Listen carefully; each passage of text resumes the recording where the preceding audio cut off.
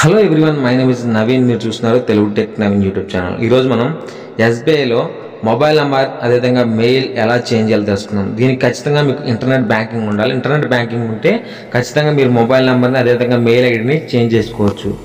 Internet banking ఎలా create చేయాలి తెలియకపోతే ఆల్రెడీ నేను ఒక వీడియో చేసి ఆ వీడియో మీకు కింద డిస్క్రిప్షన్ ఇస్తాను. ఆ వీడియో చూసి మీరైతే ఇంటర్నెట్ బ్యాంకింగ్ అయితే క్రియేట్ చేసుకోండి.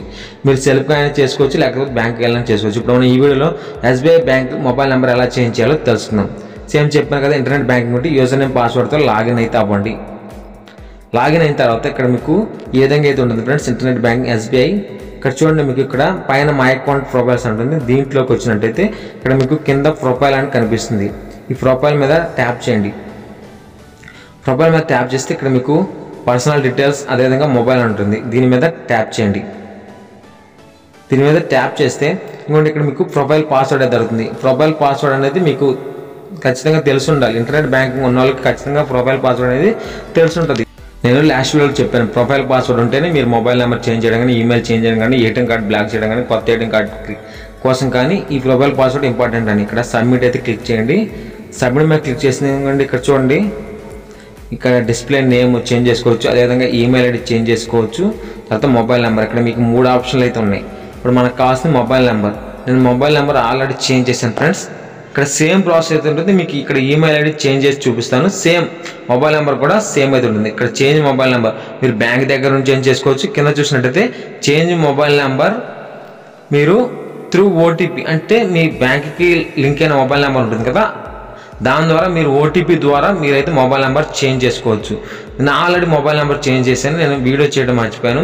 సేమ్ ప్రాసెస్ ఉంటుంది. ఇప్పుడు నేను మెయిల్ ఐడి మార్చి చూపిస్తాను. సేమ్ మెయిల్ ఐడి ఎలానో మొబైల్ నెంబర్ కూడా సేమ్ ప్రాసెస్ అయితే ఉంటుంది. ఈ మెయిల్ ఐడి ఎలా మార్చాలని చూసి దాని ప్రకారం మీరు కూడా మొబైల్ నెంబర్ మార్చుకోండి. ఇక్కడ సేమ్ దాంట్లో ఇక్కడ ఈమెయిల్ అడ్రస్ అనేది కదా, ఇక్కడ మీ మొబైల్ నెంబర్ అయితే అడుగుతుంది. ఆ మొబైల్ నెంబర్ ఎంటర్ చేసి ఇక్కడ సబ్మిట్ అయితే క్లిక్ చేయండి.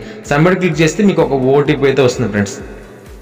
ఇక్కడ సబ్మిట్ క్లిక్ చేయండి. మీరు మొబైల్ నెంబర్ ఎంటర్ చేసి ఇక్కడ సబ్మిట్ క్లిక్ చేయండి. సబ్మిట్ క్లిక్ చేస్తే చూడండి, ఇక్కడ ఎస్ఎంఎస్ ఓటీపీ అని కదా, దీని మీద క్లిక్ చేయండి.